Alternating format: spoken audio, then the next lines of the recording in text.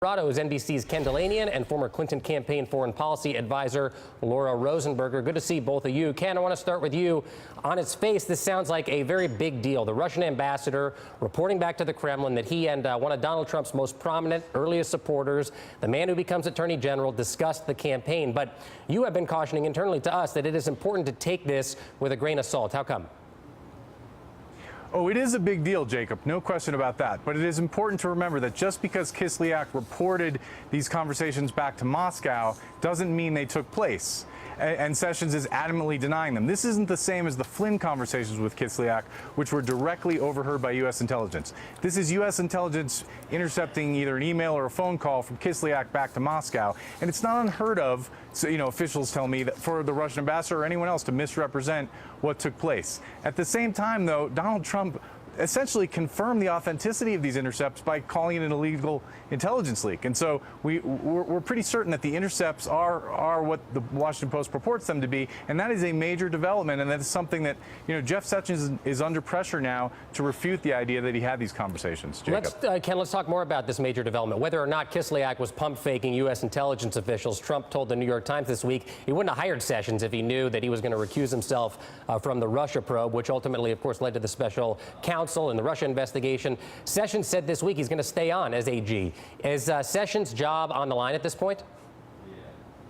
In any normal administration, it would be, right? I mean, when that news broke the other day, almost everyone at this forum was sure that Jeff Sessions was going to have to resign. But he didn't resign. He's staying in place. And, it's interesting. A lot of people who are very concerned about the Russia investigation, Robert Mueller, are rooting for him to stay in place in a sense because he has recused himself from that investigation. That means the only person that can fire Mueller is Rob Rosenstein, who has pledged that he would not do so without cause. And so if Sessions is out, then Trump can potentially replace him with an attorney general who may fire Mueller. That's at least the thinking that I've heard here at this conference. That's the worry. But it's really unclear what's happening with Sessions now and whether he enjoys the confidence of Donald Trump.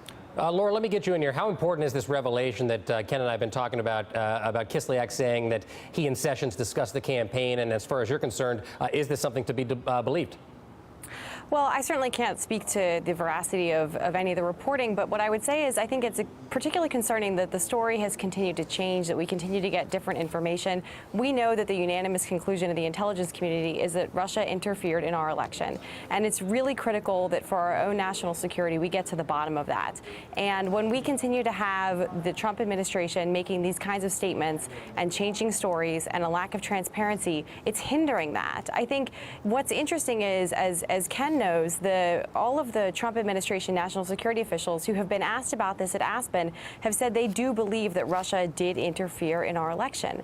And what's confusing is why the President of the United States continues to throw doubt on that. And I think that that's something that is going to continue to hinder our own ability to get to the bottom of this. And that's why Special Counsel Mueller's investigation is so important. Yeah, I think as Dan Coates said during his talk with Lester Holt, if I'm not mistaken, whether it was 3 or 17 intelligence agencies, nobody objected to the findings of these agencies.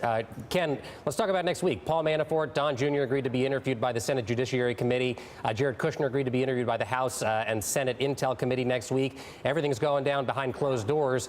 Given the emails that we've now all seen, will all of these hearings ultimately come back to some version of the question, why on earth would you take a meeting with somebody who was said to be in writing a, quote, Russian government attorney with incriminating information about Hillary Clinton?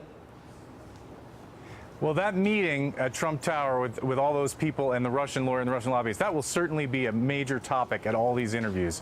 Jacob, it won't be the only one, but it's an important one. And the question you raise is the fundamental one. And as a matter of fact, 4 lawmakers were on a panel here in Aspen yesterday and were each asked, would you have taken that meeting? And all of them said that they would not have, and 3 of them said they would have called the FBI. So there's almost nobody in politics that thinks that was a good idea. Whether it was a crime is another matter, but that's certainly something that Senate and House investigators are going to be asking Paul Manafort, Jared Kushner, and Don Jr. about, Jacob. And Laura, just before we go, how do you think what we will hear next week in these congressional, or I guess what we won't hear next week, but what Congress will hear next week during these hearings will affect or overlap with the special counsel's investigation, which of course is happening concurrently as we've been talking about?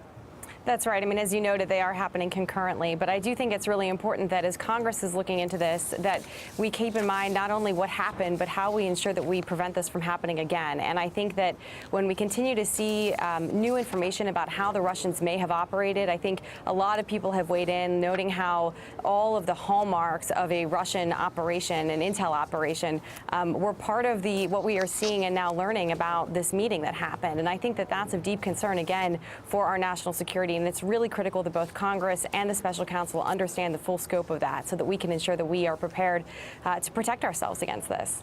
All right, another busy week ahead. Thanks to both Laura Rosenberger and Ken Delaney, and appreciate it very much. Enjoy Aspen. There is a call for new leadership in the city.